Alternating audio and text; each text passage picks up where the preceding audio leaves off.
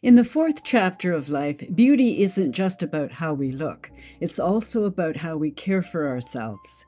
True beauty includes wellness, and today that journey takes me in a different direction. In fact, I'm scheduled for my fourth joint replacement and will be sharing some of the tips I've gleaned along the way, and for those going through their own replacements who may benefit from my experience. Replacing joints has become a growing industry and increasingly common for people over 65. I've been in significant pain for a while now, and even more so as of late. However, I'm thankfully scheduled for my joint replacement on August the 18th. Given this situation, I'm postponing the continuation of the Next Chapter Beauty just until I'm back on track physically later this fall. However, I will still be posting tips along with updates and strategies on this journey in my wellness playlist for those interested in facing their own replacements to gain some insight.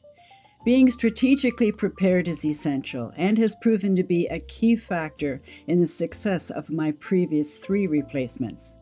So stay tuned for realistic behind-the-scenes updates through this journey. I've had both my shoulders and my left knee replaced, and I can absolutely support the fact that it has seriously helped regain full pain-free use of my joints, enabling more enjoyment of everyday activities, as it has for many others in their senior years. However, it is absolutely essential to do the work of physiotherapy immediately after surgery and to continue as directed by your doctor and physiotherapist, usually up to about 6 weeks post-op, and continued reasonable therapy thereafter as directed.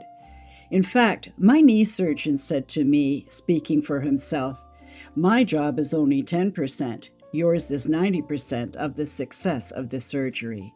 And you know what? He's absolutely right.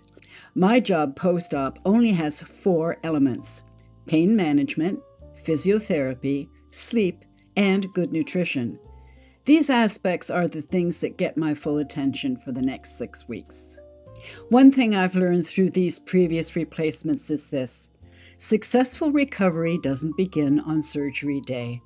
It begins with preparation, preparing your home, preparing your body, preparing your mindset, and preparing your support systems. And right now, I'm preparing my home and body for surgery.